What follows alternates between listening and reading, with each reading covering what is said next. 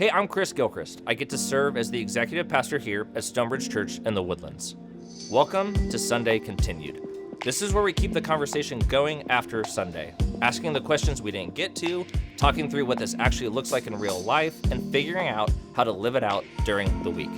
If you're new to Stonebridge or just exploring, we're so glad that you're here. Our heart is simple. It's to lead people to a real, healthy, and growing relationship with Jesus Christ.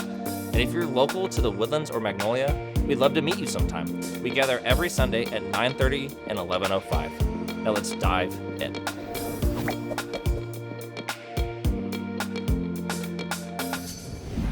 Well, we're still continuing our journey through the book of Acts, and you really focused this past week, Steve, on Paul's missionary journey, at least his first one. Mm-hmm. But you came at a very interesting approach, in my perspective, of this concept of how do we get through life without quitting? What stops you?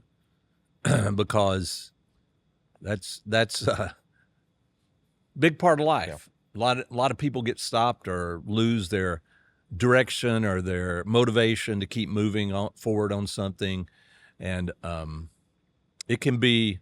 Well, I mean, I think a lot of the Jewish perspective, even in their day, was this Jesus thing is just a fad or something they're going to go through, and they'll lose it and come back, to the fold and just go back to Judaism and all too. And it was and it didn't quit, and it started to spread. What made you? I've heard sermons on Paul's missionary journey before, and I don't think I've ever seen someone take it in that approach. And so, what about that story made you kind of go towards this concept of not quitting? For me, it was just because we had taken a turn saying, what in the stories in the book of Acts or other things that Paul writes are things that apply to us that we have to deal with also. And I guess that's one of the things that I feel a burden for with people is you see people lose their way or somehow just lose their motivation. And there are a lot of factors. I mean, a lot of things that go in to anyone doing that, but you want to encourage them and you want to give them a path and a reason to keep doing what they do. And it was kind of that. So I was intentionally, looking for that in the story because certainly Paul faced a lot of obstacles and a lot of difficulties, and how did he get through those, and how did the early believers get through those? Yeah, so you talked a little bit on Sunday about it, but why do you think, as a whole, we quit? And specifically when it comes to following Jesus, what do you think the main reasons are? I didn't want to try to go through every reason because I'm not capable of that anyway. It'd be a long sermon. It would be a long sermon, but I think there are a lot of factors that go into it, how we see ourselves.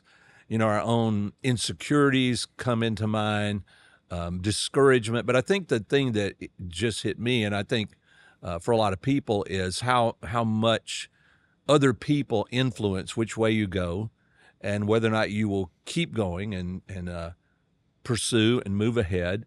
And I remember a guy one time, a long time ago, would say, and I think I mentioned in one of the services that whenever there are a lot of people in the room and the music's really good, thank you to the music people, then they say, well, the Holy Spirit is here. Yeah. And when the music is not good or there's not a lot of people, the Holy Spirit's not here. And it's so it makes you think, okay, but wait a minute, what do you think? And so the human spirit. It's some bad theology, by the way. actually has a lot of influence over us. And movements do have peaks, and then all of a sudden, they've kind of used all of their fuel and they go away. And but this one doesn't. This one, despite discouragement and opposition, and here we are 2,000 years later, and it's still moving forward. And so I think it's worth looking at why we give up or quit or get discouraged. So I kind of focused in on just the one idea of other people quitting, which I remember early on. That was a big factor for me looking at it. And then when other people bailed out and other leaders bailed out, then I had to ask the deep question of, is this real? Yeah. And how real is it? And can you keep moving forward despite that discouragement, which is certainly a test of how real it is. But a lot of times our theology evolves into the opposite of that. We keep doing it because we're always successful. It's always bigger, better, whatever, and it's not. So, I mean, Steve, you've, I don't know, 30 something years here as the lead pastor. I thought you were talking about my age. No, yeah. Well, okay. I mean, like, I chose to not say how many years you worked at another church before that, so people can't guess your age. But for you, you've been leading a church for 30 years. I'm imagining there's times that you've wanted to quit. What has kept you from not quitting in all this time? I mean, it's hard to pinpoint just one characteristic, even though I know that as a preacher you're supposed to say this one thing. Is the thing, yeah. But it's a lot of things, and that's. But the idea, even early on, I had to battle with, and other people that I knew had to battle with again, is this relationship to Jesus real? And once we decided, that it was, then in one sense the choice was over with, even though it doesn't mean that, you're not going to struggle at times and have difficulties at times and doubt at times. But it was just one of those things. And I am fueled by relationships. Yes, you are. I'm not, yeah, I really am. And I will say this the same way that the music people will tell you this, that if you come in and there is a full room and there's enthusiasm and all that, it's easier. It does feel great. It does. But it will not always be that way. And so you have to get through the other side of it also. And then when the good parts happen, then you're grateful for it. You rejoice with those rejoicing. And at the same time, that there's still going to be times when you have to mourn with those who are mourning. So you talked a lot about just the Paul-Barnabas relationship, and specifically Barnabas's role as the encourager throughout the missionary journeys and just throughout his time with Paul. And so it kind of just got me thinking about, what is community supposed to look like for us, and how does that help us not quit? And so, one of the things we push here is getting people in community, being in a small group, being in a Bible study. And I think a lot of that is for that encouragement and to not quit. So, like, in your mind, what is the role of community in the life of a believer in their journey? And just like there was a Jewish community and there was a Gentile community, and it was built around their gods, the Christian community is the same way, built around a relationship with God through Jesus, and built around the scriptures, built around, the belief that the Holy Spirit is with us and he's going to lead us and guide us.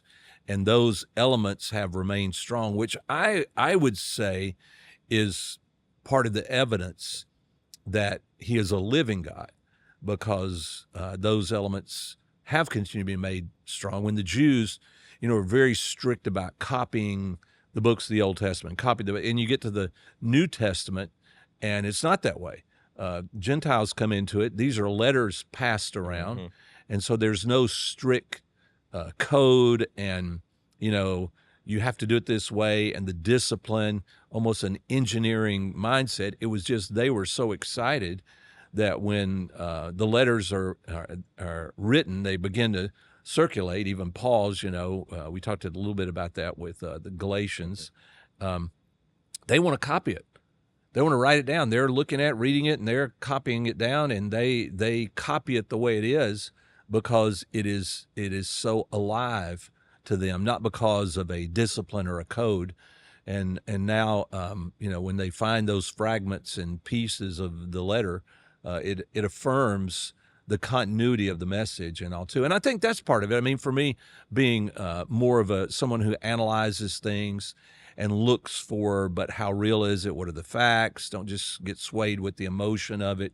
That is equally a motivator, for me to keep going. But no doubt, I would still say people are the number one thing that I'm most motivated by, and because that can be the most discouraged by, also. So it goes both ways, right? Yeah, no, my biggest heights in my faith have been when I've, been around Christian people and it's going really well, and also the hardest moments a lot of times in my faith was either when I felt isolated, Yeah. or when I felt like you were talking about on Sunday, of let down by people. Right. And feeling like, I thought we were going to do this together, and I thought we were walking in this journey. And it made me, I'm sure that you were thinking about some of this too, of all my friends, in college, I had this really tight group of friends that all wanted to go into ministry. Right. And we all wanted to do that. And now when I look back at that, how many of them aren't doing that, or, have walked away from the faith? Yeah, and I think that's the hardest thing, is just when you see some of them not just not do it, but they really walk away from the faith. Yeah. It's just not what they're going to put their hope and their trust in. They go a different direction.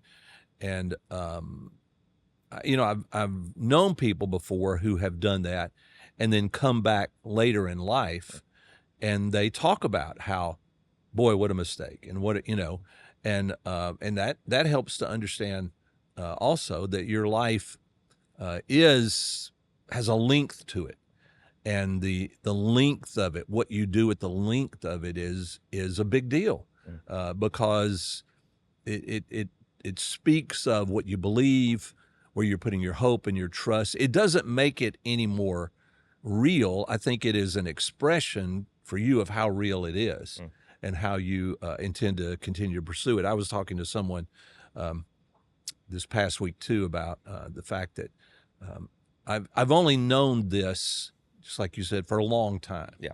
But it was not the only thing when I was younger that I knew, or I was trying to figure out what I would pursue. But I knew that I would pursue that, or I believed that I would pursue that relationship with Christ in whatever else I did.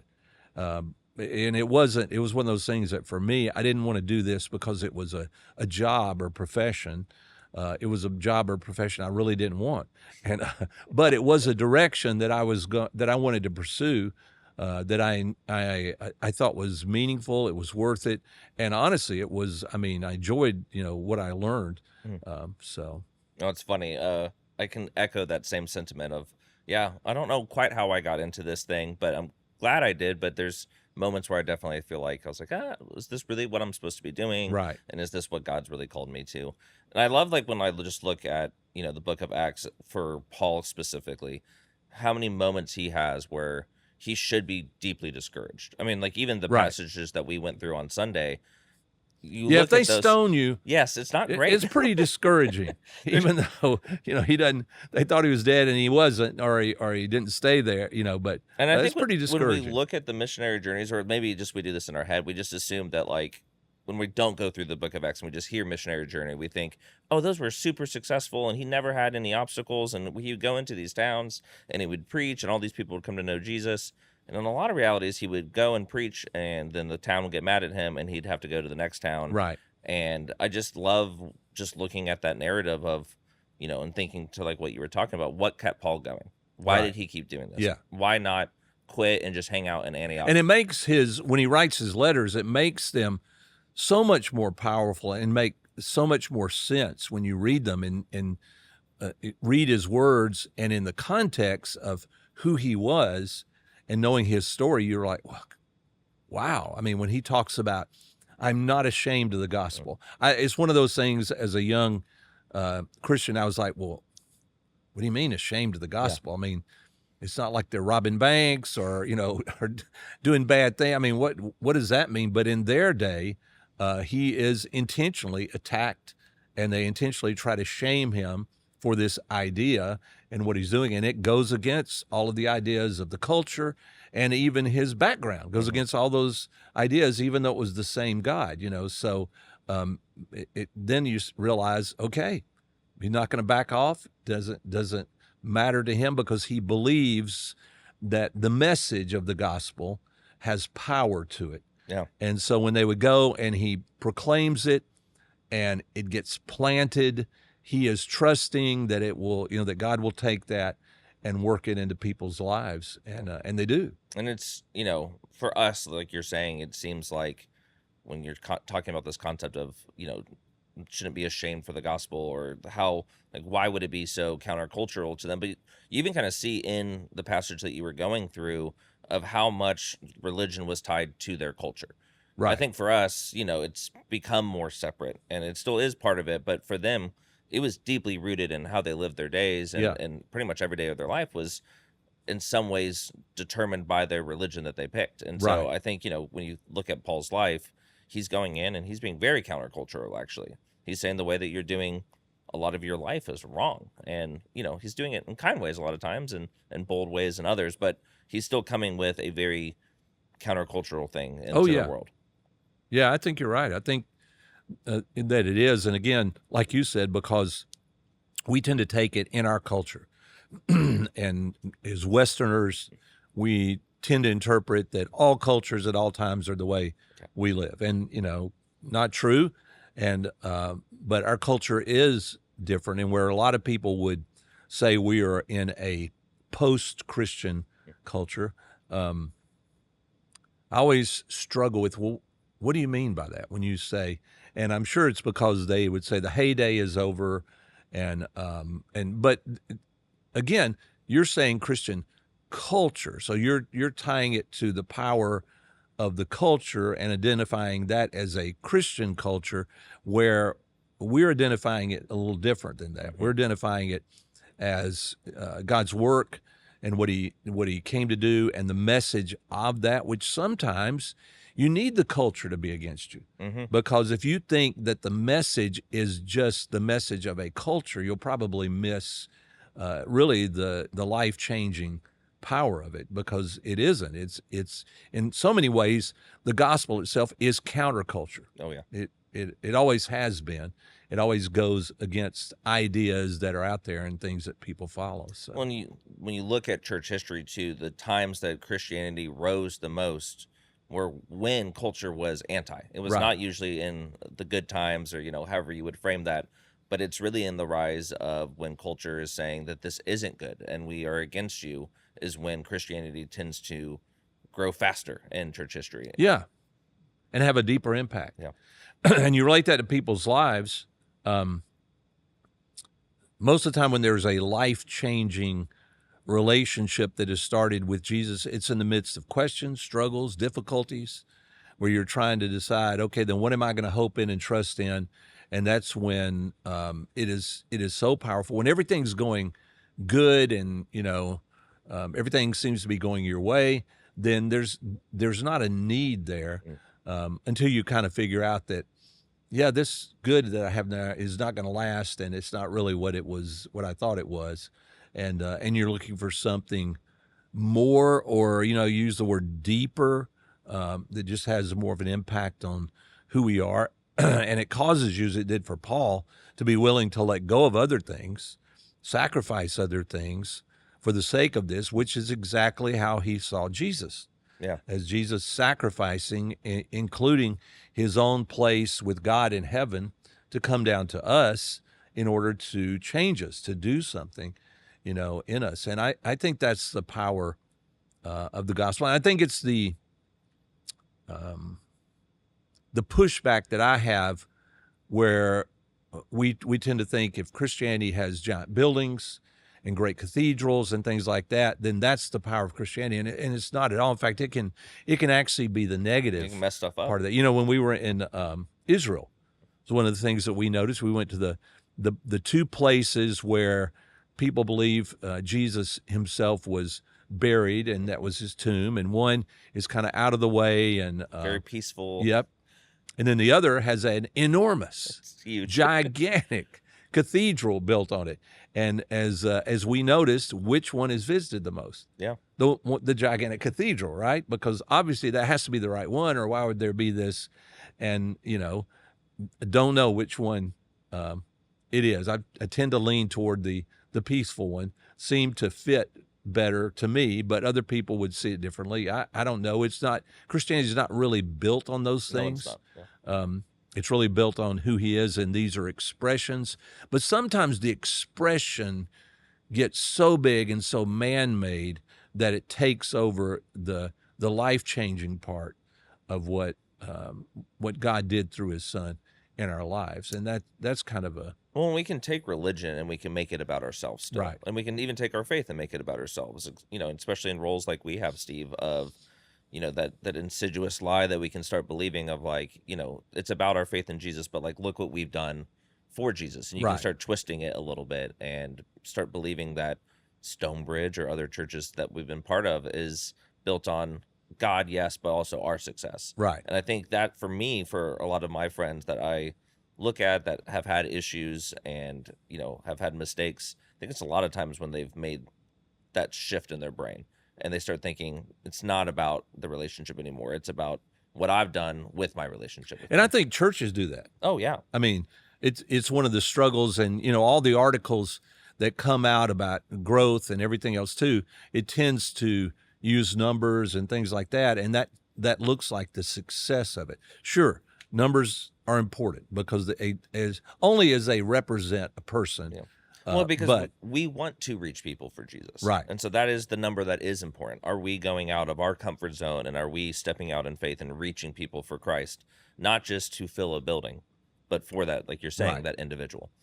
And every person has their own role and where God has placed them for that, and it's important that we understand that's how it works. I when I was young and at another church, and so you would I would get a chance to preach periodically, and then people would come down. You have an invitation, and I told people one time, I said, the thing is, people will walk down, in a church with thousands of people in it, and how thrilling is that? I said, for me, it's not nearly as thrilling because how many of those people do I even know? Sure. As are the people that I knew and I've spent time with, and I've watched God change their life. That's more thrilling to me because I know them. I've seen the changes and all.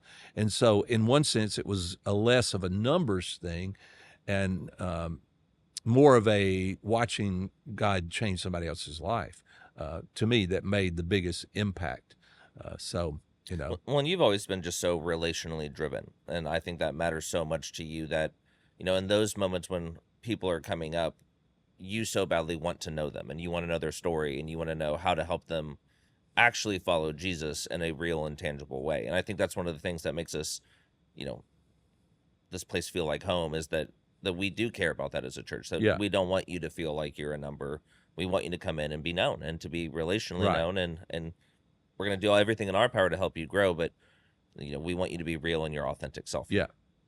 And again, that's where people do matter. And They do. Even in your encouragement and everything else too, because that part is encouraging one week and discouraging the next week. And it goes in its ups and downs also, just like the rest of life, Well, and that's, does. the beauty of community, right? Is that at times it's wonderful and things are going great within, and at other times it's discouraging. But in the midst of all of it, is that we have the impact to help people in their journey too. Right.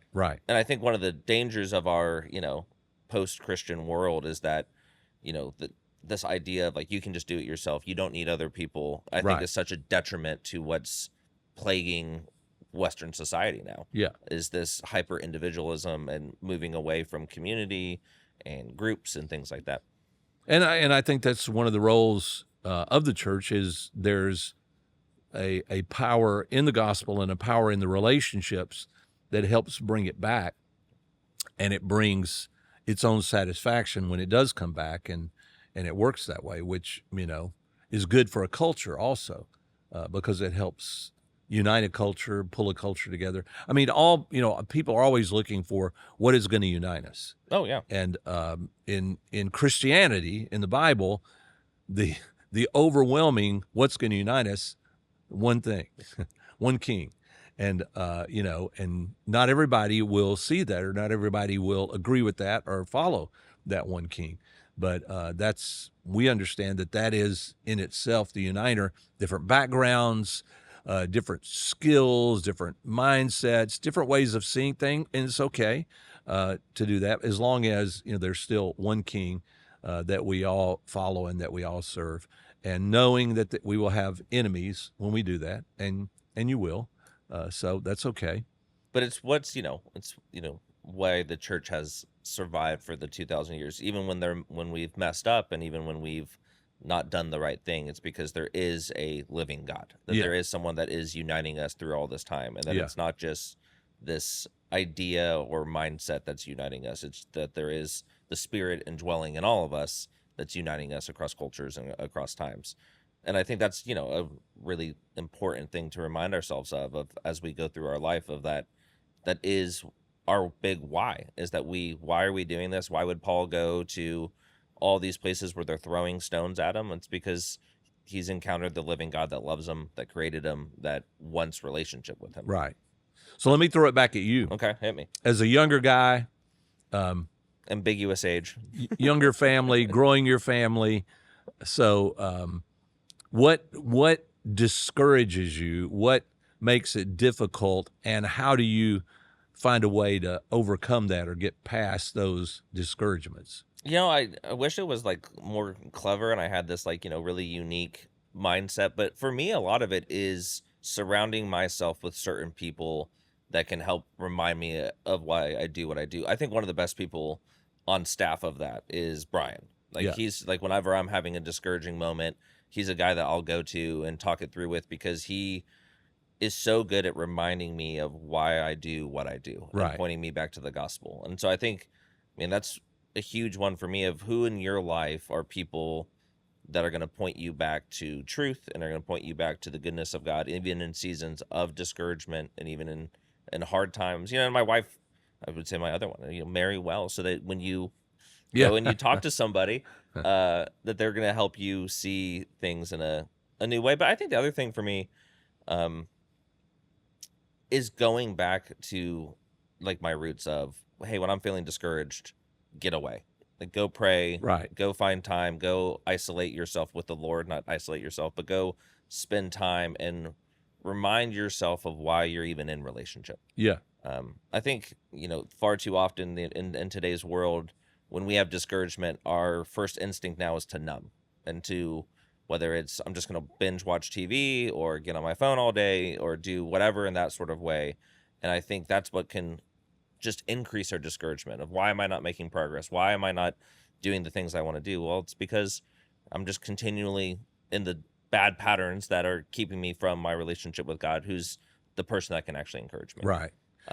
It's funny you say that, because I was watching early this morning I don't know which news channel it was on, but they had a doctor on there, and they were talking about the IV bars, where you go in and you get hooked up with an IV, and they're pumping vitamins in you and different things in you. And they bring this young doctor on there, and he said, well, and it was interesting because it does fit with how human beings are. He says the answer is not always more of something. He says it's really more of a balance. And are you depleted in that vitamin or whatever? Because you can overdo that. And people don't realize that. They think, if vitamin C is good, then a ton of vitamin C must be really good. 5,000 milligrams. Yeah. And even though there are studies that talk about too much vitamin C can contribute to kidney stones and, whatever, because the body then has to get rid of all that and deal with all that. And he was talking about those balances. And the balance is you kind of pick up more from your lifestyle, what you do, how you eat, how you exercise, how you get sleep. And if you try to just cover it with just loading up something, probably not a good way to do it. And yet he had his own, as a young guy, he had his own things that he really liked, adding to, his routine and to his diet and all too. But I thought that's really good. And he even talked about, because I've always thought, I've never done it before, but I always thought, sometimes I think I'm dehydrated, go hook my IV up and overcome that way. And he said, yeah, it's really better to just go drink a glass of water. And, because that's the way you're built, to do it. And in a sense that, to me, that speaks to my relationship, because I look at it a lot of times, I need something to pump me up. I'm tired or whatever. And a lot of times I realize, no, what I really need to do is make sure that I'm doing the things I need to do. And it'll take care of itself, because God is faithful, but he will take you through lows and highs and things like that. That's Psalm 23, right? Yeah. No, it's good. Yeah. it's one of my things that I've noticed in today's culture is we are a culture that has lacked balance. I like the way that you put it with the Ivy thing of just we struggle with what is the right things and what's the right moderation of things. And Right. I think it's we being in the Woodlands, our hyper competitive, always going culture, combined with all of these technology advancements and all these different struggles of how do I live a life of balance, I think is a big question people are asking today. Yeah. No, I think that's true. And that's one of the good things for me looking at the book of Acts is even with the early church saying how were they already trying to find that and the things that would sustain them and help them move forward because of who Jesus was and what he had done.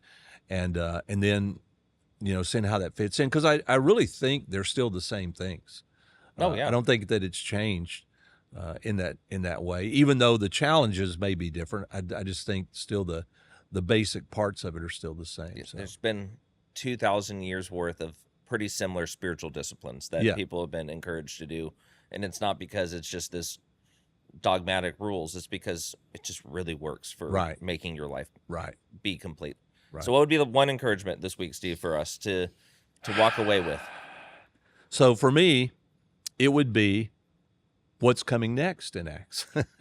Because as he battles through those things, now all of a sudden they still have some difficulties even in the group trying to work out to stay together and to move together. And you have to work through these difficulties on the outside in order to deal with, in a healthy way, the struggles that they will have, on the inside. And those are the things that you will have to make some conscious decisions to do, pursue, forgive. Yeah, I mean, those are very real things, and that's without the tools to do it or the strength to do it, you may not follow through on those. So I think for me the process of it, seeing them go through it, them grow, them learn, really being sold out, on who Jesus was, and because of that, the message of the gospel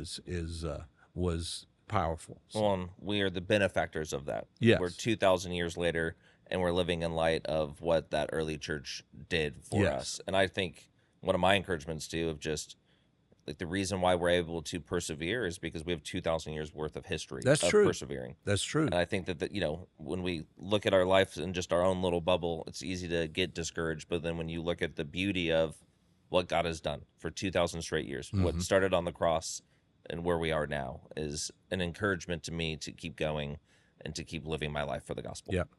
So let me pray for encouragement for all of us. That's great, man. Lord, just thank you for what you did and how it continues to live through the power of the Scriptures, the power of your Spirit, the power of the relationships even today that we have, that you have brought us into. And we just thank you for the encouragement that you do give, knowing that there will be difficult things ahead for all of us, and how much we need you to take those challenges on, and how much we need each other. We just thank you for your faithfulness. In Jesus' name, amen. Amen. See everyone next week. Sounds good.